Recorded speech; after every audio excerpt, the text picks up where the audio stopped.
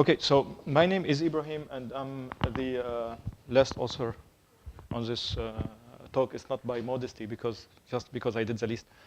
So I'll present the team members here. So Srinivas, unfortunately couldn't come because he's stuck in India for a visa issue, who did the runs and worked with Harry for the implementation and with Sabek on the analysis. And the theory is all from Idris Titi, who's who's a mathematician, actually, Department of Mathematics in Cambridge, who came up with the continuous data assimilation algorithm. It's not very close to what has been said 2 talks ago. It has nothing to do, so don't confuse. It's more like a nudging thing. Dries calls it continuous data assimilation. You will see why. And I had several meetings with Dries to convince him, we don't call this assimilation, we call it nudging. And then I think now he's convinced, but he has very cool theoretical results behind it, and you will see how we will link it to nudging. And Omar is also working with us on this problem. To put it in context, we're running very high resolution models for the Red Sea. So the group, we're running my expertise in the ocean.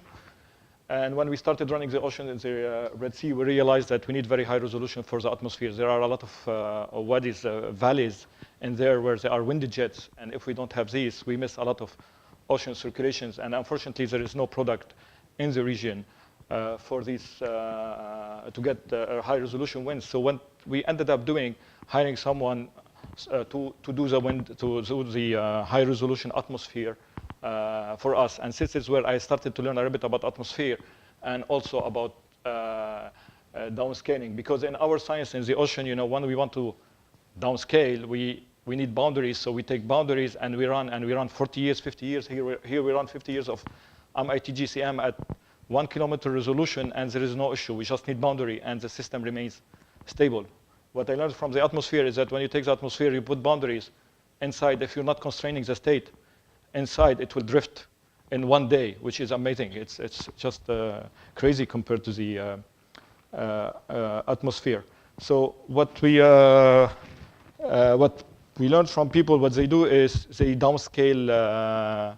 And they downscale the global, the coarse fields, but also they constrain the state of the regional models so that they don't drift in the atmospheric community. In the ocean, we don't do it. So they take the global and then they want to do this downscaling. And so forcing the boundary is not enough. So we need to constrain inside the model as well, and there is what they call grid nudging. So basically almost point-based nudging to the data, but if we do that, we restrict the internal variability of the downscaled model. And in the last decade or so, Storch and his group, they suggested to replace grid nudging by spectral nudging, and the idea is to constrain global scales, large scales to large scales, and leave the small scales of the regional nested model to develop to themselves. So the way they apply it, I will talk about it later, they decompose in some free space, and they nudge large scales to large scales, and they keep the small scales. And the issue here, where to cut, which large scale to keep, which small scales, which large scale to nudge, which small scales to keep freely evolving. And so this is after discussion with Dries. We learned about continuous data assimilation, and I will talk about it more. So the background nudging is applied to keep consistency between the large scale in the atmosphere, between the large scale forcing field and the regional atmospheric models. And I follow a Worf here notations. So G is just a coefficient. So you have the model delta alpha, delta t. This is a dynamical model equal. The F is the dynamical operator, and then G is the nudging coefficient. W, if you have some spatial distribution about the nudging coefficient, Epsilon is usually they use it between 0 and 1 if they have some information about the fields they are nudging to. And alpha minus alpha ref is basically the innovation. This is the nudging term. So if you go to WRF, grid nudging is they just vary the weights in the vertical, so they allow more. So they push more in the high away from the topography. They push more, they nudge more, and close to the topography they nudge less, so that they allow the model, the regional model, to develop its own variability along the topography, which is better represented in the regional model. Spectral nudging, so it's the same as grid nudging, but what they do is they apply Fourier to the innovation, and then they nudge large scales to large scales, and the small scales again they leave the dynamical model to develop them itself. Now here is the continuous data assimilation that Dries was talking about. So when we looked more carefully, it's the same as the others, but instead of spectral decomposition, he introduces this interpolant. It's just an interpolant of the data.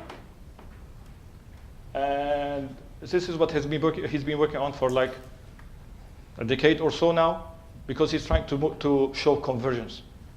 Now I told him I don't care about convergence, but I will try to see how this work compared to the spectral nudging. But then later on, Dries, digged further, and he was able, I think, to show that also this, he can consider the spectral decomposition as kind of interpolant, and then show convergence as well. So what is the background idea behind this so-called continuous data assimilation or downscaling?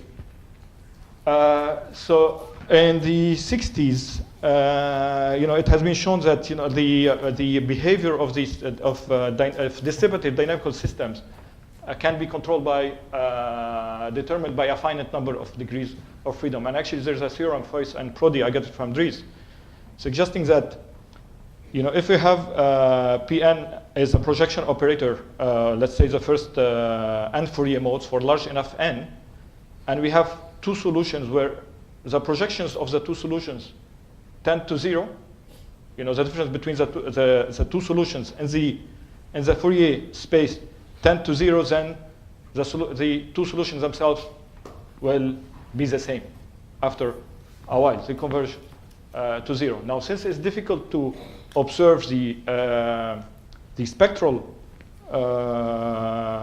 components of a field, later on, this theorem has been generalized to show that if we have the spatial nodes, the solution at the spatial nodes, it's enough to determine the solution.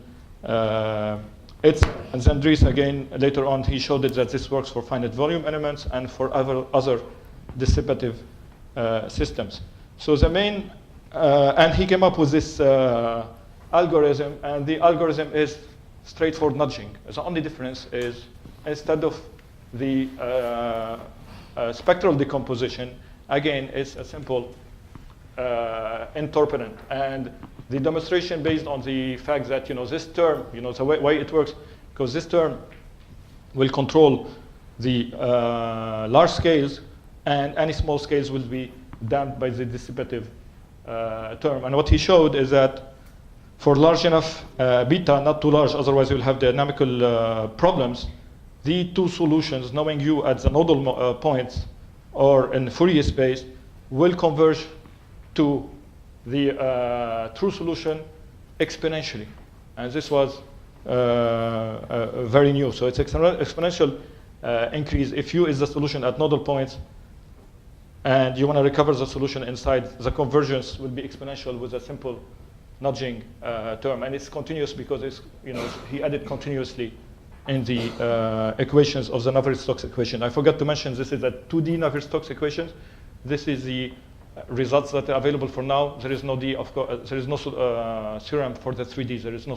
We didn't prove convergence for the 3D Navier-Stokes equation, but for the 2D, the solution is proven, and there is a theorem on that. And so some related works that Dries and his colleagues were working on for us, they showed it for other models, and also they've been playing around with other systems, like they showed that, I told them what we observe. If we observe one variable, not the other. So they played with the 2D Bénard equations. They showed convergence first if you observe temperature and velocities, and they showed convergence if you observe velocity, then convergence if you observe only one component for the velocity. You get the other component and the temperature, which was pretty cool. Also, they showed for the planetary geophysical, geostrophic models for the climate that temperature alone can recover the whole system. And also, I told them, look, but this is assuming that there are no errors in the observations. They added errors to the observations, and they also considered other kind of observation, like time averaged measurements over a grid. And again, they show convergence in there. So we took this and we wanted to try it. And so the first thing, we put it on the 2D Bénard equation. So it's a simple 2D model where the temperature at on the vertical here it's constant on the borders, and there is an incompressible flow with with diffusion and some and in gravitational field, and it creates these convections inside. And what we did, we wanted to see if back then the theorem was only on the velocity, so wanted to see if the velocities can recover velocity and temperature field. So we conducted experiments comparing grid nudging with this CDA approach, and here I'm showing this. There are a lot of curves, but basically we have CDA assimilating or nudging to temperature only, to velocity only, and to temperature and velocity, compared to grid nudging for temperature only, to velocity and temperature and velocity. And what you see here is we get exponential convergence right away when we put temperature and velocity and temperature. For the velocity, it also converges, but it's slower when we put only velocities. And converges for the temperature and for the velocity. The convergence is way, way faster than the grid nudging, no comparison. And the more we put data, these are the data are, we sample data every 10 points or every 5 points or every 20 points. So the more data, the faster it is. But the more data, the less data, the faster is the CDA algorithm compared to the grid nudging. So simple interpolation of the data and comparison with the interpolated product of the model at the large scales is good enough to match while leaving the small scales developed by themselves. We did also another experiment where we tried to nudge less often, so we assume that the data available is not every time step, but every 20 time steps or every 10 time steps. And here you see more and more the benefits of using, of interpolating, of comparing the data and the model on the interpretants of the model and the data. So the less data you have, the more CDA becomes more, the benefits from it becomes more visible. So what we noticed is that it's more robust to less frequent observations, and it's also more robust to observation noise. And we tried different interpolants, and there it wasn't actually very little sensitive to the choice of the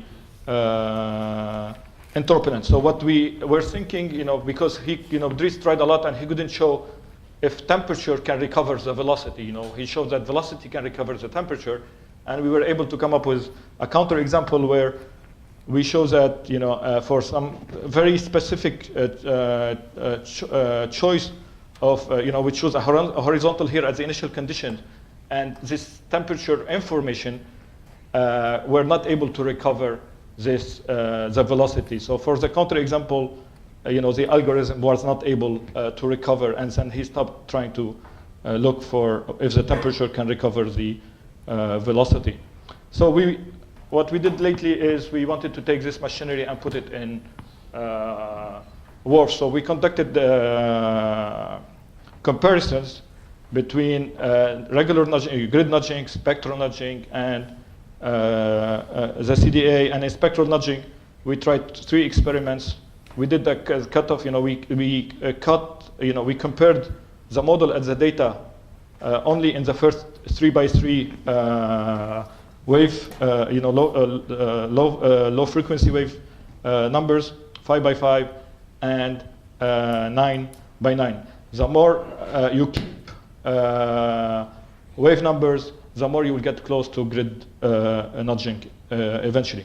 And so we have a WRF covering Africa and the Middle East, 25 kilometers, downscaling the NCEP reanalysis, and the nudging was done every 6 hours. Now, to measure, we are in a realistic case, and it wasn't easy to evaluate what is good and what is bad. And so we followed Storch. What they did, Storch, they used the similarity concept. So the idea is to compare the 2 methods, the spectral, nudging algorithms on 2 scales, large scales and small scales. And on the large scales, you want the model, the nested model, to fit the coarse fields on the large scales, but you want it not to be very close on the small scales. And we tried 2,000 kilometers for the large scales and 300 kilometers for the small scales. Okay, it's a bit busy slide, but what we're showing here is the similarity for the 850 hectopascal for the temperature and for the 500 hectopascal for the temperature for the large scales. And we show it for the similarity between how similar is the downscaled field to the coarse field for the large scales and for the small scales. And we compare these to the similarity between the coarse fields and NFL. NFL is the same resolution as the downscaled field for us. So it's 25 kilometers. We wanted to see if the difference between the coarse field and NFL looks like the difference between the coarse field and our nudged solution. And when we compare between the spectral 9x9, spectral 5x5, and spectral 3x3, and the CDA, what we found is that the CDA gets very close to what the best spectral decomposition does, and this is more or less expected. So it's giving the result of spectral without the tuning of the cutoff wave numbers. This slide, actually, I spent a lot of time with Harry yesterday to try to understand what he's plotting. I couldn't, so I'll skip it. And the last slide is for the precipitation. We compared precipitation from CDA, from grid nudging, from the spectral decomposition, and we found out that CDA is as close as to the best spectral decomposition without any need for a spectral decomposition. According to the theory, it makes a lot of sense. So to summarize, it is a rigorous framework for nudging, for dynamical downscaling, and it can be shown that spectral nudging is a special case of these interpolants, but choosing simple interpolants can give you the same solution without any tuning and without any spectral decomposition. And since the system after nudging, after adding the nudging term becomes stable, so it's numerically it can be shown it's very stable, and even Dries was able to derive numerical estimates of the errors on the downscaling. What we're doing, this is not for me, definitely it's for Dries. I told him, okay, what if we have a model error in there, and there, it's not clear how he's gonna approach the problem. We're interested in using CDAs for ensembles, basically how you downscale a distribution, a probability distribution, a field represented by a stochastic field, and probably in discrete, it should be quick. He should be able to show convergence. In a probability distribution, things will be complicated. And we have a new project with University of Arizona to study the convection events in the Arabian Peninsula, and there we promise to apply this algorithm for a long period and downscale for long region and compared to spectral nudging. So this is more or less what I have for this. Thank you very much.